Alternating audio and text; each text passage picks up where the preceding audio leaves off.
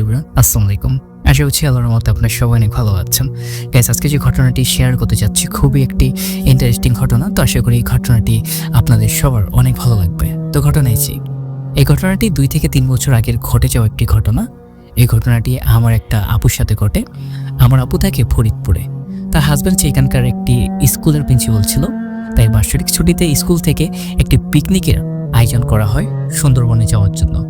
সকল অভিভাবক ও শিক্ষার্থীদের নিয়ে তাদের পরিকল্পনা অনুযায়ী একটি নির্দিষ্ট দিনে সকলে মিলে যাত্রা শুরু করে।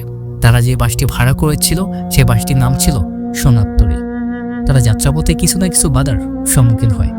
বাসটি স্টার্ট করতে গিয়ে চৌরাস্তার মোড়ে কোনো রাস্তা দিয়েই তারা বাসটি নিয়ে যাত্রা করতে পারছিল না। প্রতিটি রাস্তায় তারা কোনো না কোনোভাবে বাধার সম্মুখীন হয়। প্রথমে যে রাস্তাটি ছিল সেই রাস্তায় একটি গাছের গোড়া ভেঙে পড়েছিল। তাদের বাসটি অন্যদিকে ঘোরাতে হয়।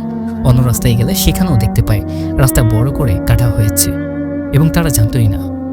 আবার অন্য রাস্তা দিয়ে গেলে তারা একটি ভয়ানক মন্দিরের পিছনে গিয়ে সেই গলিতে আটকে পড়ে। সেখান থেকে তারা গাড়ি আর ঘোরাতে পারছিল না। রীতিমতো তাদের বাসের পিছনের দিকে একটা বড় গাছের ডাল লেগে একটা গ্লাস ভেঙে যায়। অনেক বাধার পর তাদের বাসটি রওনা করে। মাঝপথে তেমন কোনো সমস্যা হয়নি। তাদের সাথে বিভিন্ন রকম খাবার দাবার, মাছ মাংস এসব নিয়ে গিয়েছিল। যেহেতু পিকনিক ছিল, খারাপ কিছু নজর পড়েছিল এইসবের দিকে। তারপর তারা সুন্দরবনে পৌঁছে যায় এবং তাদের পিকনিক শেষ করতে করতে প্রায় বিকেল গড়িয়ে আসে। তারা গ্রামের উদ্দেশ্যে রওনা করলে একটি ছোট্ট ট্রলারে ওঠে। সবাই দেখে শুনে ট্রলারে তুলে নেওয়া হয়। তাদের ট্রলার ছেড়ে অর্ধেক নদীতে চলে যায়। হঠাৎ তারা দেখে আমার সেই আপুর ভাই ট্রলারে আর নেই। তখন ইতিমধ্যে সন্ধ্যা হয়ে গেছে, কিন্তু তারা নিরুপায় হয়ে আবার তাদের ট্রলার ঘুরিয়ে ঘাটে ফিরে আসে এবং সে ভাইকে নিয়ে তারা আবার ফিরে যায়। প্রায় রাত অন্ধকার হয়ে নেমে আসে। তাদের ট্রলারটি চলছিল ঠিকই, হঠাৎ করেই তাদের সেই ট্রলারটি মাছ নদীতে এসে বন্ধ হয়ে যায়।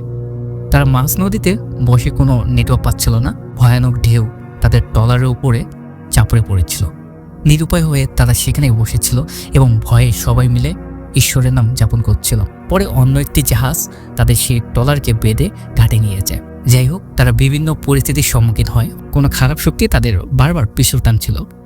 তারপর হয় আসল ঘটনা, যেটি লিখতে আমার হাত পা কাঁপছে। তারা যে বাসটি ভাড়া করে গিয়েছিল, অর্থাৎ সোনারতরী, সে বাসটিতে করে তারা আবার সবাই তাদের গ্রামের উদ্দেশ্যে রওনা হয়। মাঝখানে গাড়ি নষ্ট হয়ে যায়। তখন রাত 8টা কি 9টা বাজে। তারা কিছুক্ষণ বিরতি নেয়, নাস্তা পানি করে আবার রওনা করে। বাসের সবাই একটু ঘুমিয়ে পড়ে। হঠাৎ আমার সেই আপু দেখে ড্রাইভারের মাথা কাটা এবং সে এইভাবে কাত হয়ে গাড়ি চালিয়ে যাচ্ছে। ব্যালেন্স ছিল না, একটা ট্রাকের সাথে সজোরে ধাক্কা খায় আর বাসের সকল যাত্রী একটা বড় রকমের দুর্ঘটনার সম্মুখীন হয়ে সেখানেই মারা যায়। এটি দেখার পর সাথে সাথেই সেই পাশের সিটের মহিলাকে ডেকে বলে, তুমিও কি আমার মতো কিছু দেখতে পাচ্ছ? অদ্ভুতভাবে সেও একই রকম দৃশ্য দেখতে পায়। দুজনে মিলে জোরে চিৎকার করতে থাকে এবং এই অবস্থায় ড্রাইভার কোনো রকম পিছনে তাকায় না, কারণ পিছার চেয়েছিল ড্রাইভারের মনোযোগ অন্যদিকে নিতে এবং যাতে তারা বড় রকম একটা দুর্ঘটনা ঘটাতে পারে। এক পর্যায়ে বাসের সব লোক তাদেরকে জিজ্ঞাসা করতে থাকে, কি হয়েছে তোমাদের?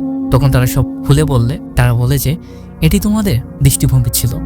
কিন্তু তারা দুজনে বিশ্বাস করতে পারছিল না, কারণ দুজনে একসাথে একই রকম অদ্ভুত জিনিস দেখতে পারে না। এই ড্রাইভারের কারণে আজ তারা বেঁচে যায়। পরবর্তীতে শোনা গিয়েছে এই সোনারতরী বাসটি কিছুদিন আগেই একই সময়, অর্থাৎ সময়টি ছিল রাত 2:30 একই জায়গায় এইভাবে ট্র্যাকের সাথে বাস ভর্তি লোক সহ দুর্ঘটনা ঘটে এবং ড্রাইভারের মাথা একইভাবে কাটা পড়ে। সেই দিনে সেই বাসে লেগে গিয়েছিল হাজারো মানুষের আর্তনাদ। পরবর্তীতে সেই সোনারতরী বাসটিকে মেরামত করে আবার রাস্তায় নামানো হয় এবং দুর্ভাগ্যবশত আমাদের সেই আপুরা সেই বাসটিতে করে স্কুলের ছাত্রছাত্রী ও তাদের অভিভাবক সহ সকলে মিলে যাত্রা করেছিল এবং সেই খারাপ আত্মারা চেয়েছিল সেই একই সময় একই জায়গায় তাদেরকে একইভাবে দুর্ঘটনায় ফেলতে, কিন্তু তারা সেবারের যাত্রায় বেঁচে গেল। তবে এই ঘটনার প্রভাব তাদের মনে সারা জীবন রয়ে যাবে। গাইস, এই ছিল চৌদিয়াপুর ঘটনা। চৌদিয়াপুর ঘটনাটি আপনাদের কেমন লাগলো অবশ্যই কমেন্টে জানাবেন। আর দেখা হচ্ছে সুন্দর একটি নতুন ঘটনাতে। আল্লাহ হাফেজ।